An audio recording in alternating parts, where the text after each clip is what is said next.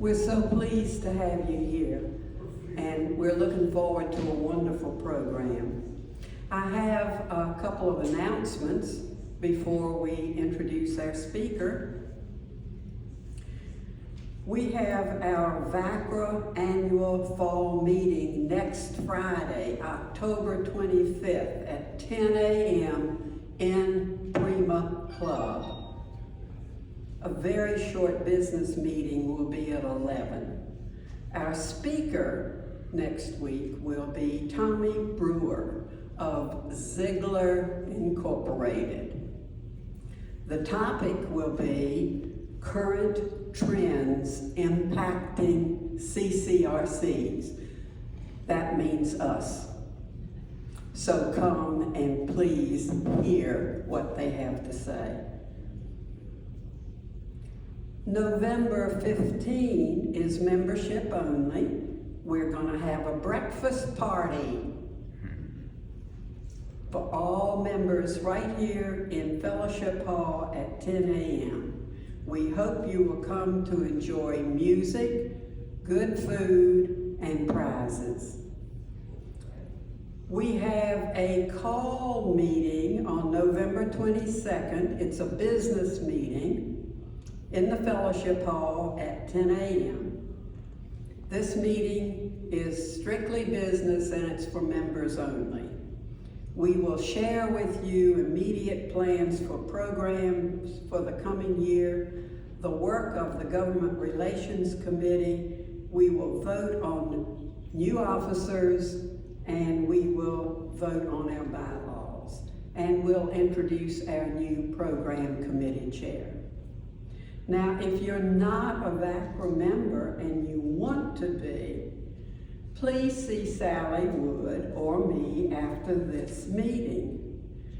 We will give you an application and we'll receive your check for $35, which will get you into every meeting I've just discussed.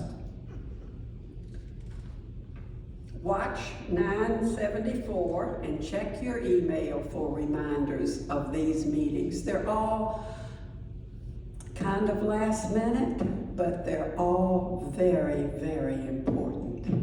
And I certainly hope our members will attend. And remember, if you'd like to be a member, see Sally or me. Irene is going to take over now.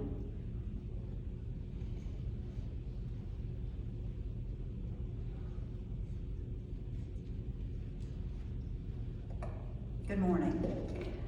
I'm a member of the VaCCRA Program Planning Committee, and it's my pleasure to do the introduction today. Today's speaker is Dr. Douglas M. Thorpe, PhD. Dr. Thorpe is a licensed professional counselor, a psychotherapist, and an ordained minister. He serves as the executive director of the Virginia Institute of Pastoral Care. That is an organization with the mission to restore healing and hope. VaCCRA, as it is known, an acronym, was founded in 1967. It is interfaith, it's not for profit, it's a counseling and educational institute. It is one of the oldest and most effective counseling centers in our nation and has helped more than 100,000 clients. I like its motto, we don't preach, we listen. Today we're going to switch it up a bit and we're going to do the listening on the topic stress and seniors. And a little bit of a backstory. I've just watched Doug set up his presentation, and as you know with technology, you never know what you're going to get. He did not stress a bit, and thanks to Delonte too for his help.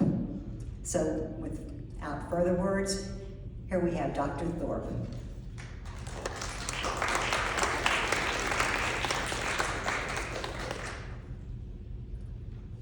Thank you, Irene, and thank you, Devante, for technical help. Maybe one of the secrets to doing something like this is to not let the stress show, right? You can stress as long as you keep it on the inside. So I'm delighted to be here and certainly happy to talk about our subject today. Also happy to talk about VaCCRA if you want any more. And after I'm gone, if you have questions about VaCCRA, Carol Marco right up here is an expert on VaCCRA because she was on our board of directors and was our treasurer for a number of years, and so she's intimately familiar with our working. So thank you for the invitation to come and talk today, and I have called this talk Stress-Free Living. That may be promising more than I can deliver, but it's certainly a goal of ours to live, to minimize our stress in our life. And so we're going to talk a little bit about stress and its role in our life, its role in our health, and how we can lower our stress levels and manage stressful events. Are you hearing okay all the way through? Okay, want to make sure. So, a little story. A week ago, actually tomorrow, so last Saturday, I was down in Atlanta for a conference. I'd made a presentation there, and I wanted to get home because A, I'd been on the road quite a bit recently, and B, it was Mary and my wedding anniversary, and I did at least want to see her before the day ended. So I figured out my travel home. I had an 8 o'clock flight out of Atlanta's Hartsfield-Jackson Airport, and I'm sure some of you, probably most of you, are familiar with that, the world's busiest airport, right?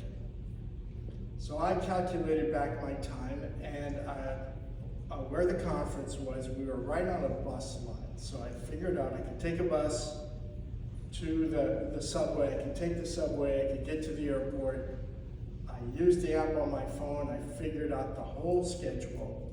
So I left the conference with plenty of time, right? I left with 3.5 hours to make my flight. And the app said it should be 55 minutes to get to the airport. I'd have 2.5 hours. That's plenty even for Atlanta's TSA check, right? Well, so what happened? First, the bus was 15 minutes late. So I was sitting there thinking, I haven't seen a bus. It's supposed to be here. It was supposed to have been here. I was starting to worry a little bit about that, right? And then the bus finally came. By then I had missed the train that I had planned to get. But I got the train. If you know Atlanta's MARTA, there's an east-west route and there's a north-south route.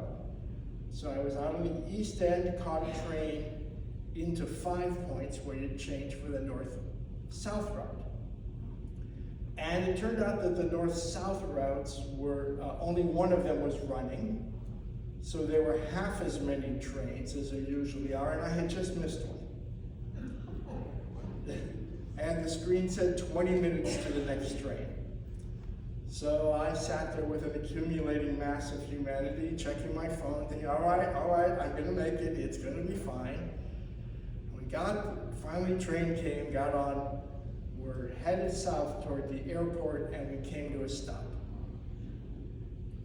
And the train conductor came on, he said, they're doing track repairs, so we're single tracking ahead. So we have to sit here and wait for the northbound train. So we sat and we waited and we waited and we waited. Now,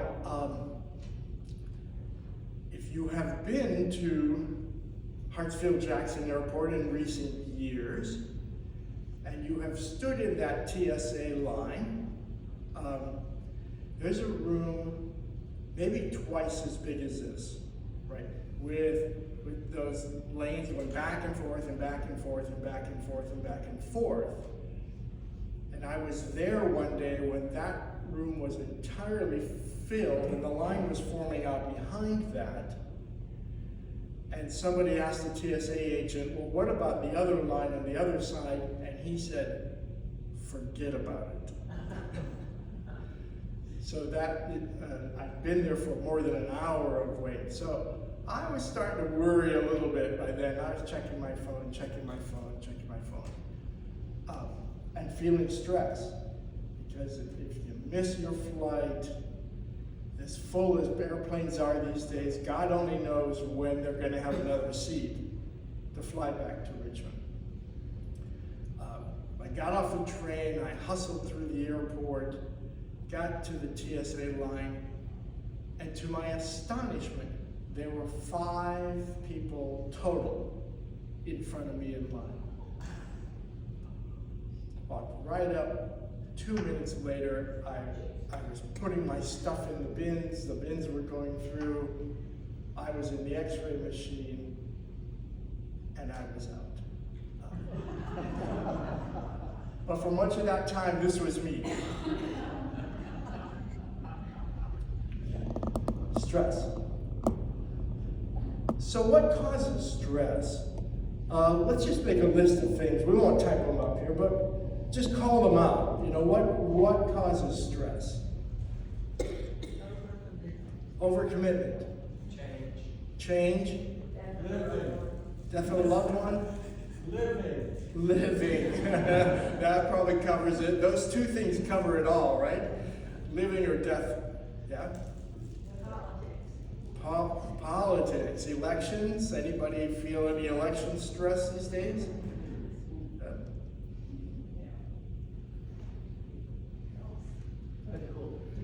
Health, fear, yeah, a lot of things. This May, I was at another conference. We're listening to a speaker talking about stress, and he asked us to do this kind of thing. So make a list of things that cause stress. A little secret about therapists. We all want to be teacher's pet. So when a speaker asks a room full of therapists for ideas, all the hands go up, you know, and the ideas just come flowing out, because therapists love to help out their teacher. So he actually typed up on a screen these 2 columns, and then he looked at us and he asked a question. He said, well, if all these things cause stress, why don't zebras get stressed? They are out there on the Serengeti Plain. Some of you have probably been there.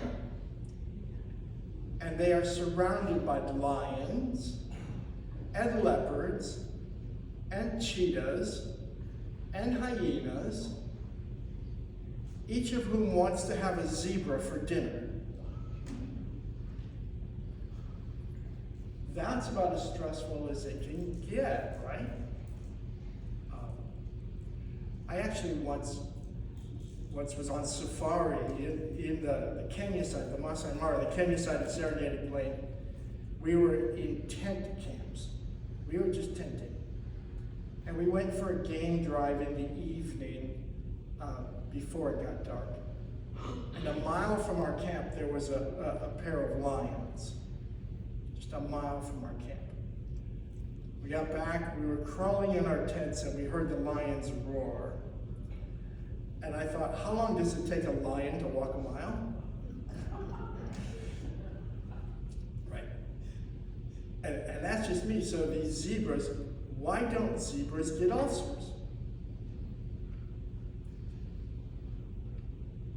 And it turns out that the reason zebras don't get ulcers is because they're not worried about what's going to happen next. Zebras have a very active stress response. They have a very active fight or flight response. So when a predator actually appears, their body goes into overdrive.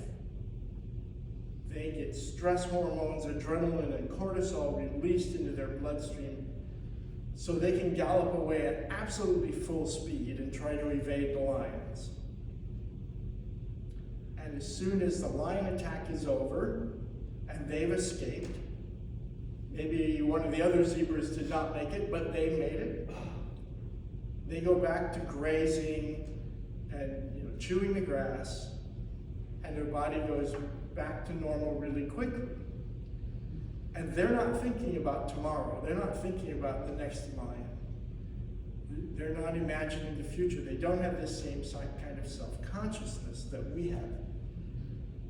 So the reason we get stress is because of our brains. All those things that we listed, those are problems. I don't mean to say those are not genuine issues or genuine problems. They become stressors when our brains make them stressors. So we take threats, real or perceived, and we think about them and we anticipate them. And we are capable of living in the future. And that stresses us. So in a real sense, it's our brains that cause us stress. All right, see if, Devontae, here comes the test. We're going to see if it worked, right? All right. We think this worked. We think we got the internet going. Please. Stress is what happens to you when you feel out of control of a situation.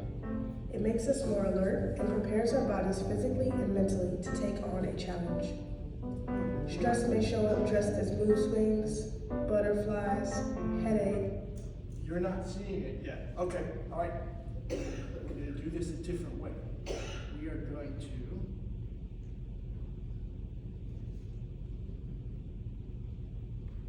get out of this.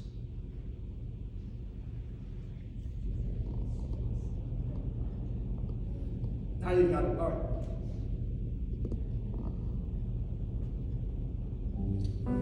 Stress is what happens to you when you feel out of control of a situation. It makes us more alert and prepares our bodies physically and mentally to take on a challenge. Stress may show up dressed as mood swings, butterflies, headaches, loss of focus, anxiety, or sickness, just to name a few. Over time, we've learned that stress is far from just a mental thing. It affects both our minds and bodies. When we encounter a stressful situation, our hypothalamus, which is found at the base of our brain, sets off something like an alarm system in our body. From there, a combination of nerve and hormonal systems trigger our adrenal glands, which are found at the top of our kidneys. The adrenal glands release adrenaline and cortisol hormones. These hormones elevate our blood pressure, increase our heart rate, and give us a surge of energy. Cortisol, which is the main stress hormone, increases our sugars and glucose in the bloodstream. All of this is natural and is formally known as our stress response, which helps us out a lot when we are in a dangerous situation, like almost crashing a car or getting chased by a big dog. The stress response allows us to do what we need to do when we're under pressure or encounter a perceived threat. The stress response can help us if we manage it properly in mild situations. This would be things like asking for a raise, riding a roller coaster, or watching KU-BUT in football for the first time since 1938. This type of stress is called eustress. This is good stress. This is okay when the body resets itself back to a normal state, but if it fails to do so, and your body is constantly in a stressful state, you begin to put yourself at major risk for sickness. This is why it's so important to develop a regular practice of stress management and self-care. When we are aware of what stresses us out and how we respond to those situations, and couple that with proven techniques to reset our bodies back to that normal state, we become more resilient to stress. Over time, we find that certain things won't bother us as much, and our bounce back is impeccable. Head over to www.makomindfulness.com and check out the Learn section to explore proven tools to help you manage your stress. Don't forget to subscribe to the blog, and as always, create a great day.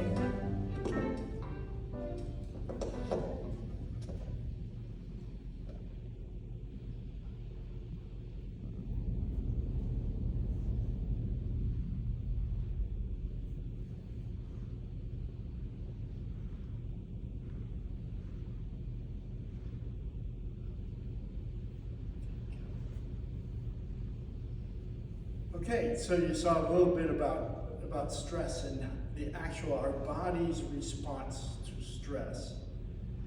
The hormones, cortisol and adrenaline, that turbocharge our body for its fight or flight response. So they do things to our body to get it ready to fight harder, or to run faster, or to bleed less when we're injured.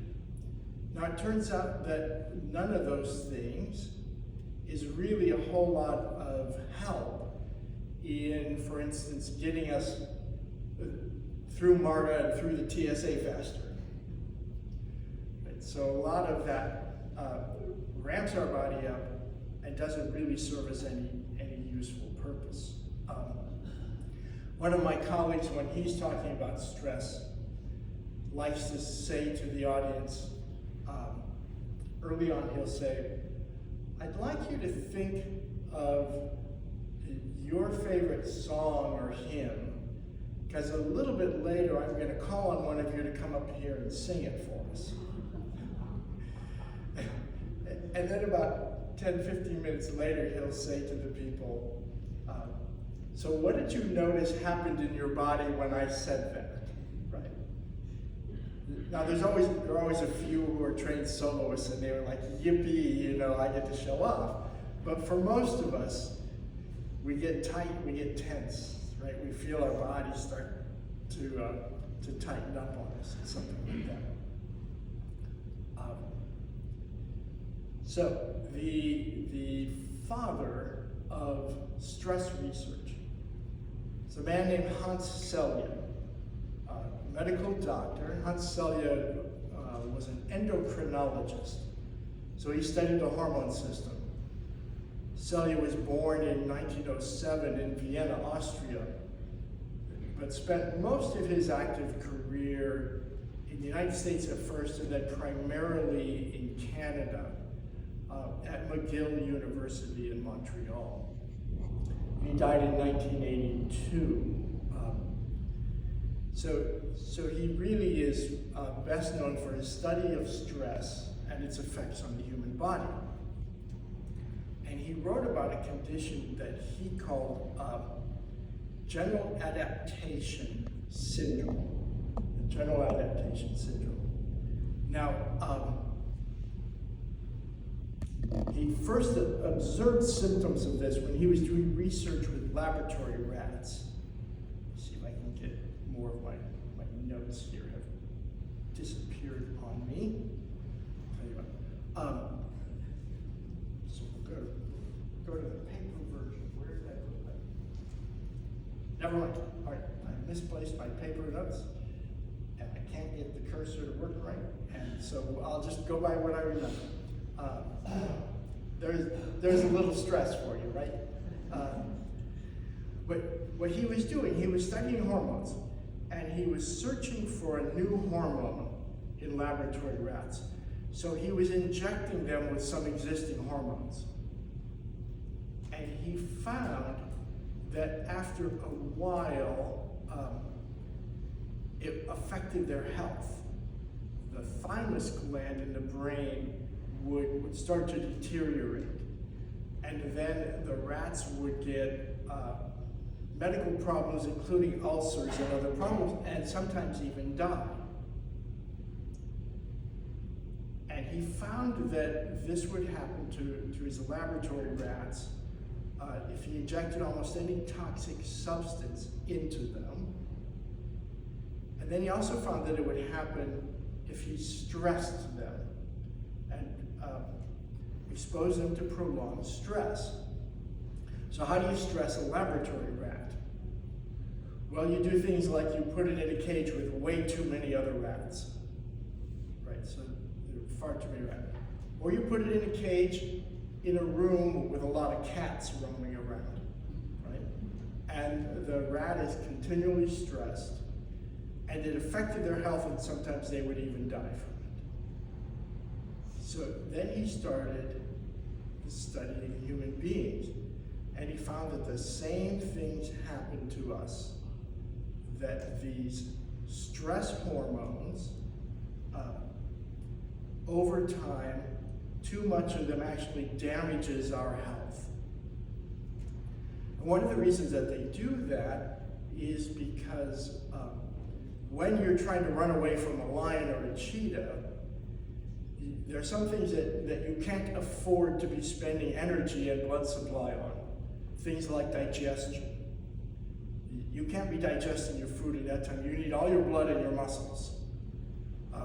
So your digestion shuts down, and your immune system shuts down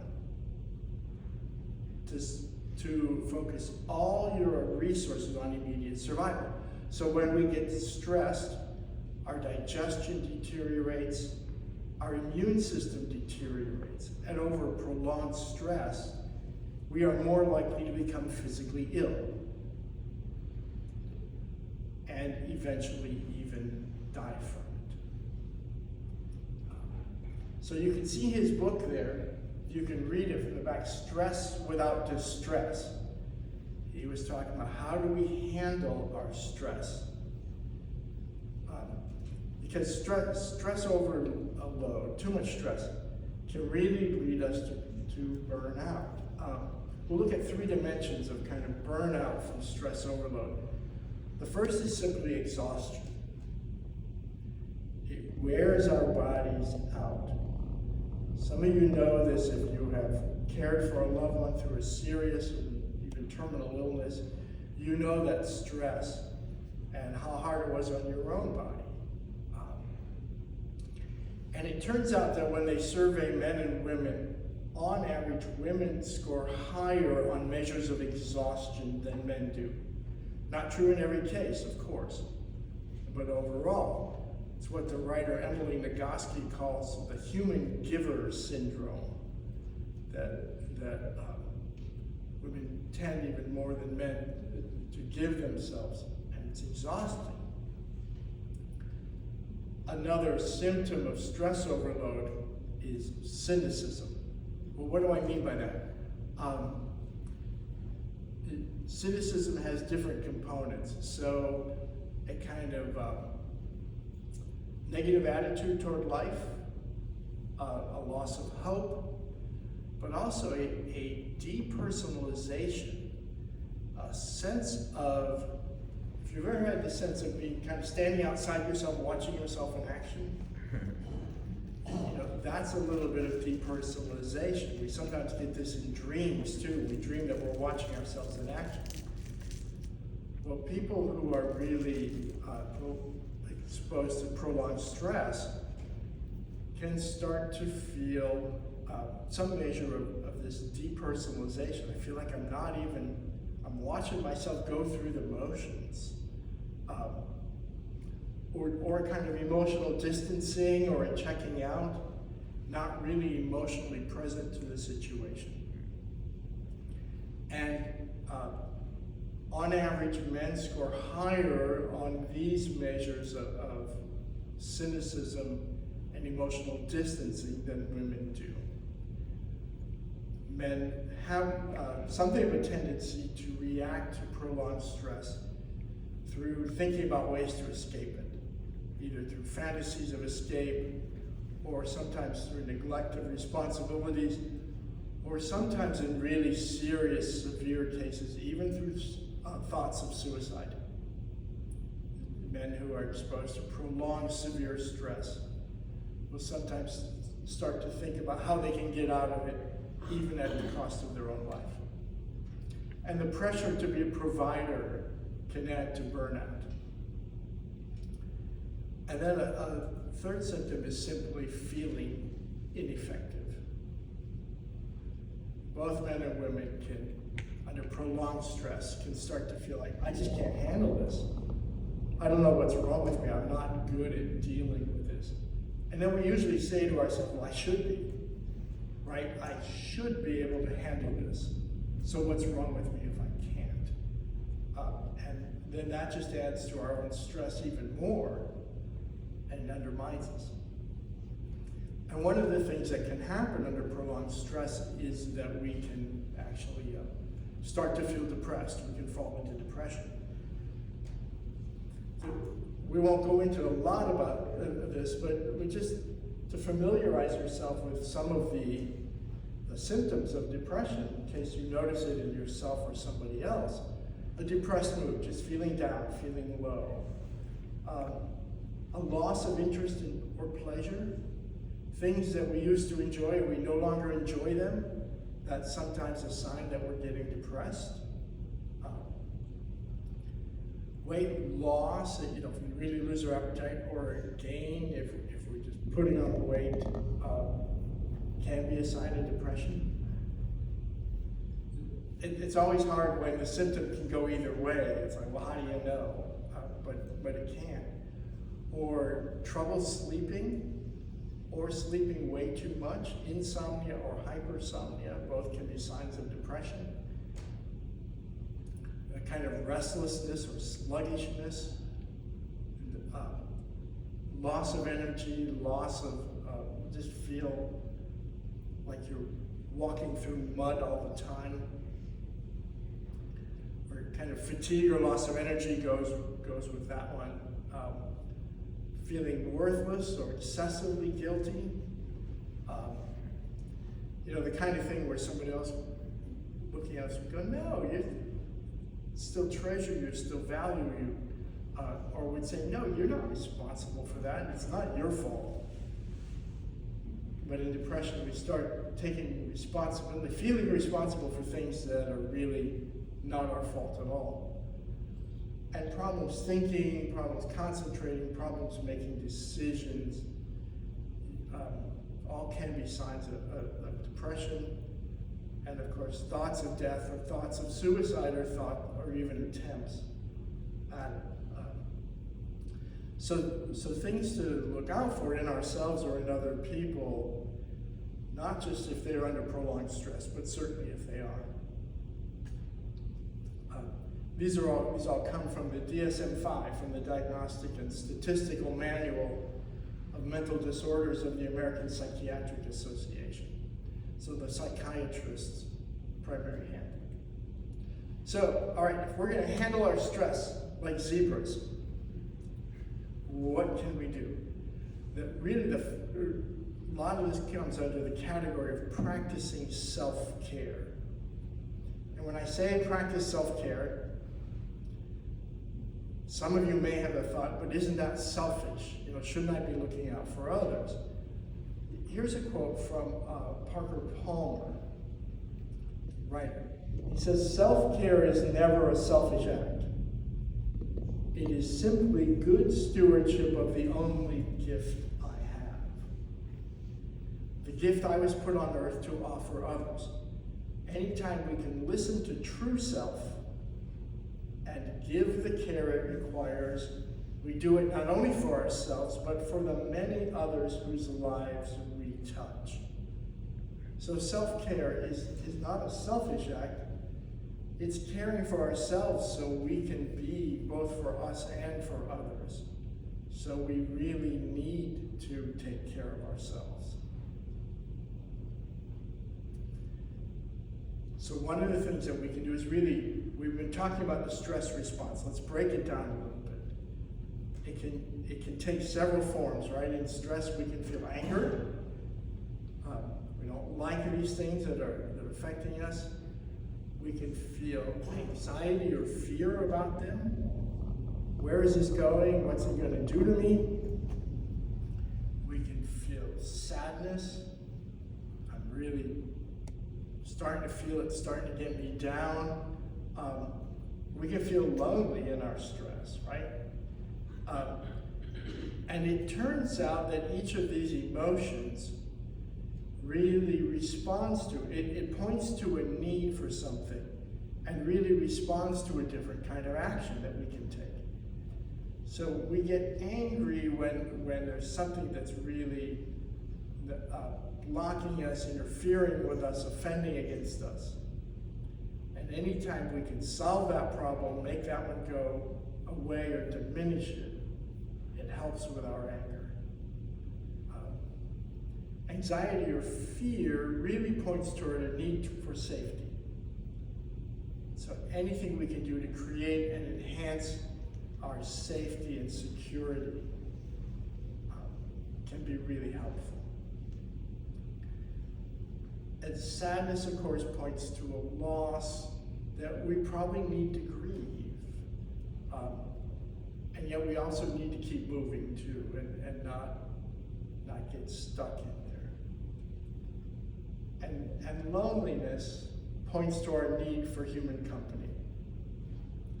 And so seeking healthy company really can help. Now, I say this as if they were easy, and we know they're not simple. But it's important to know that we can address the consequences of our stress. Then let's see if we can see what some experts say.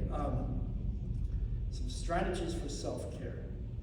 Now, this actually came out of the height of the coronavirus pandemic, when people were really, when we were shut in, we were very restricted in what we could do, where we could go.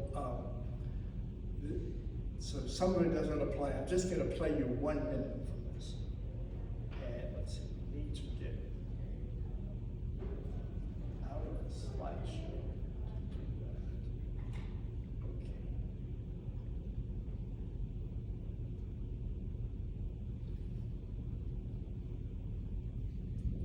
So they've got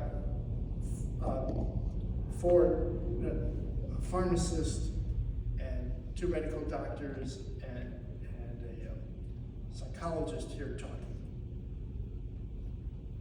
Then I'm done and try to engage in some leisure activities. Now, what are those?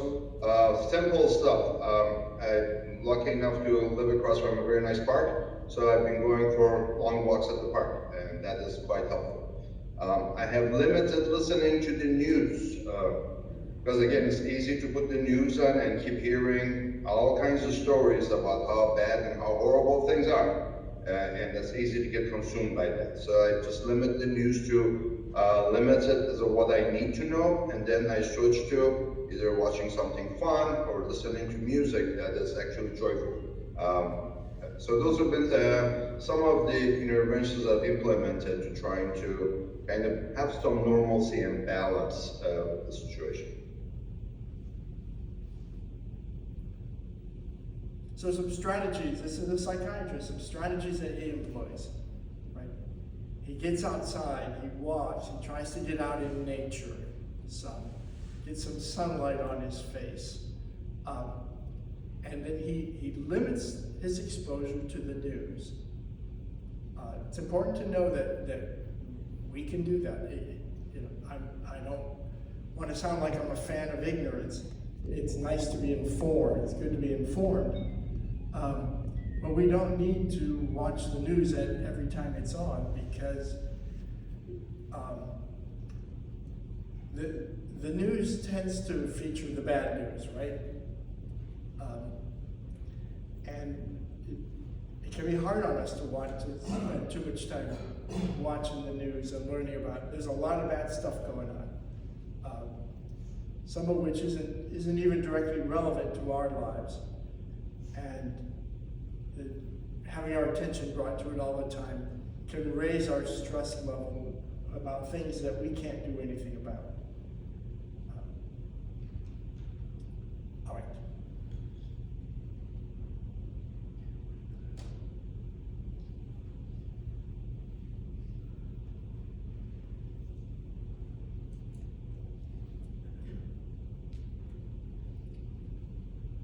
So some things that we can do. We can take as good care of our body as we possibly can, right? The simple stuff, but eating well, really fueling our body well, it helps us, especially when we're stressed. And we might not remember to eat when we're under a lot of stress. Certainly limiting our alcohol intake. It can be tempting under stress to numb some of it out. And it doesn't help. I'm not the alcohol police. If you like to have a glass of wine with dinner, that's fine with me. But if you find yourself pouring a second drink and thinking this will make me feel better, you might question that and say, all right, what do I really need to do to work on the problems I've got? Exercise to the extent that you can. Again, keeping our bodies healthy, keeping our bodies moving in good ways. And then I put here, realign our zoom-necked shoulders. When the vaccines came out and it was safe to do things like go for massage again, my massage therapist reopened and I made an appointment and lay down at her table and she reached under my shoulders and dug her fingers in it and I went, oh, and she laughed. She said, oh yes, zoom neck. Well, it turns out, so staring at our computer, this or our phones, when we're looking at our phone, we tend to do this, right? And your head weighs, what, 10 or 12 pounds? And every inch forward that you move your hand adds 10 more pounds of strain to the muscles in the back of your neck. And the average posture for looking at a smartphone is 5 inches forward. That's the average posture. So it's as if our head was weighing 60 pounds pulling on our shoulders and our neck. So good posture for using our devices. So just caring for our body and then caring for our psyche. We should practice rest. We should really practice Sabbath of some form. And that can even involve, you may say, look, that we're retired, we live in Cedarfield, we have plenty of rest. But it's important to be deliberate even about quiet, even about turning off the TV, having some quiet time every day. Maybe doing some kind of, practicing gratitude, certainly, scanning our life for what can we actually be grateful for. Practicing some meditation with our breath, some centering prayer, some simple breathing. It's enough just to breathe deeply and kind of think to yourself, I'm breathing in peace and warmth, and I'm breathing out my stress. And you do that a couple times a day for just a few minutes. You'll notice a little drop. You'll notice your problems will not go away, but you'll notice a little drop in your stress level. And then have some fun and laugh. We have to have some humor. We have to look for some of the amusing or even absurd things in life. Like this guy. Our melancholy.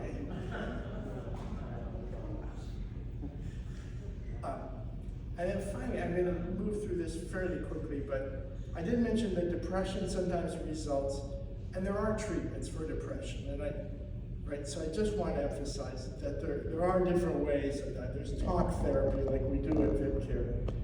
It's several different kinds. Interpersonal psychotherapy, cognitive behavioral psychotherapy that's really growing these days, psychodynamic psychotherapy, all these different kinds of talk therapy. There are also lots of medication approaches. There are over 40 antidepressant medications. There are new ones developed all the time. Some of them are very good, often most effective in combination with talk therapy. And most of them work by increasing the amount of neurotransmitters that carry signals between one brain neuron and another one. They work by increasing the availability of neurotransmitters in the synapses, the gaps between neurons, so that our brain works more effectively. Very important in severe depression medication, very important. There are other things now that are being developed. Transcranial magnetic stimulation. Magnets, that they run magnetic pulses through the brain from outside your skull, just put magnets in the right spots. And it helps some people with depression. There are other things. So there's not shocks, not shock therapy, it's magnets. Totally conscious, no need sedation, no pain. There are other medications like ketamine that's being used sometimes. So finally, three B's to remember for stress-free living. The first would be belong. I'm so glad you're here, you're part of this group, you're probably part of other groups. It's really important to us human beings not to be isolated. We don't do well in isolation. So belong to something larger than yourselves, to groups, to congregations, to families. And then be a blessing. You know, be known as someone who makes the world better wherever you go. Someone who brings a little brightness. It will lift your own spirits. And then finally, be you. It's really the only person you've got a good chance of being. So be your own authentic self.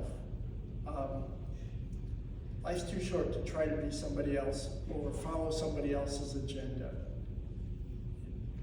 That just gives us needless stress, so be yourself. So thank you. We have a few minutes for conversation, questions, comments. Irene has a microphone, so if you raise your hand, she'll bring it to you. That way we can all hear.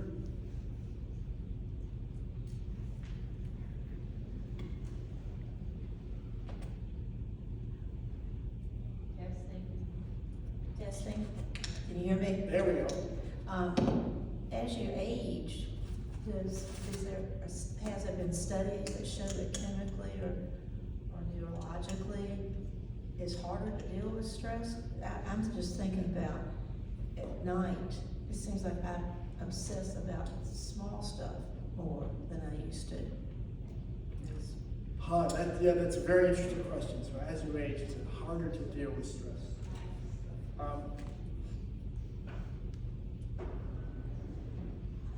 We have, I don't know for sure. It probably takes some different forms, because certainly the issues that we face, you know, I got my Medicare card this year, so health things are on my mind more than they were when I was younger. But I'm not stressed about trying to figure out what I'm going to do when I grow up. I think it's too late for that. So what we're stressed about certainly shifts. It's maybe a little harder to change habits. So if we have habits of ruminating at night, that changes. Sleep changes and is often more difficult. So having your mind racing when you're trying to go to bed is fairly common. And certainly our body changes, so our ability to tolerate and clear stress hormones is probably less. When we're younger and more active, we can tend, if we get adrenaline release, we can burn it up through activity more easily. But I don't know in more detail than that.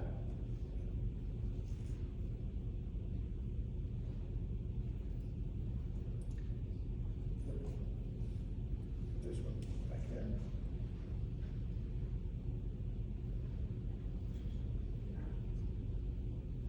You can hear me? Yes. And I would like to, I'm in the process of a move, so my mind is just racing, particularly when I go to bed at night. You know, all the decisions that have to be made, etc. Is there any magic way to turn off your brain and not do all that? Yeah, is there a magic way to turn off your brain? No, there's no magic, but there are some things that help. As I was driving over here, I was listening to the tail end of a podcast. I don't know if any of you listened to Everything Happens with Kate Bowler out of Duke University Community School. Her guest said that worry is our way of reminding ourselves that there's something important that we need to take care of. And she said if we can write it down on paper, then we have reminded ourselves and we will not forget. And sometimes our mind can let go of it if it's on paper. So I find that often helps. Put it down in writing and then say to your mind, I've got this. Especially if we can say, you know, I will deal with this Friday afternoon, or I will deal with this Saturday. And we give it a place, and we can sometimes say to our mind, then let it go. Go to sleep now. It's taken care of. It's on the list. So that may help. It's also very difficult to not think about something. Right? If I tell you whatever else you do not think about a white polar bear sitting on an ice floe. Don't think about that white polar bear, right? It's really in your mind. So if you can take something else and put your mind on it, that sometimes helps. Particularly with something, it has to be just the right thing that will hold your attention without ramping you up. Right, so don't imagine you're tied to a train track and the train is coming, because then you won't get to sleep. What I sometimes do when my mind's running and I'm trying to calm it down and go to sleep is I play one of my favorite golf courses, because that's in my mind. That's just enough to keep my attention, but it's also boring enough, especially the way I play golf, that I drift off to sleep.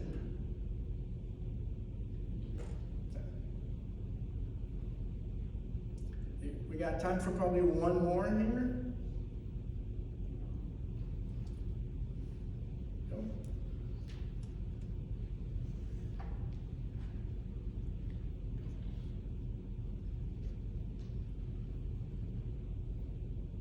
I can't remember exactly what the first word was, but then it was, I was talking in regard to grief, and it said grieve and then move on. Well, you know, that's a lot easier said than done. Yeah, it's a lot easier said than done. But grief, you know, is really it's an ongoing process, so that kind of spirals, right? People will talk about stages of grief, and we all know that our grief doesn't follow their theory. It refuses to. It spirals, it loops back, and keeping moving. I think that's really the thing that if we find we're mired in it, if we're really stuck, then we might seek professional help. If it's really painful, it's a large loss and really painful, that's a normal process. But if long time later we can't go, if we can't move, I think that's really what I'm after. So we hope to keep grieving in the form that's appropriate for that phase of our grief, and also be able to move. And to the extent that we can re-engage with the people and the things around us, it really helps us. So does that can get added? But yeah, thank you for raising it. It's important. Yeah. Well, we appreciate.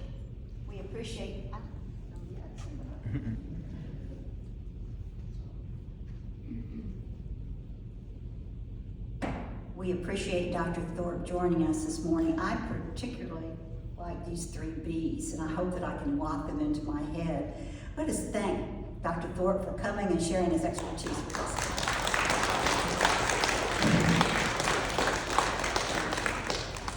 Have a wonderful day, and let's all work on self-care.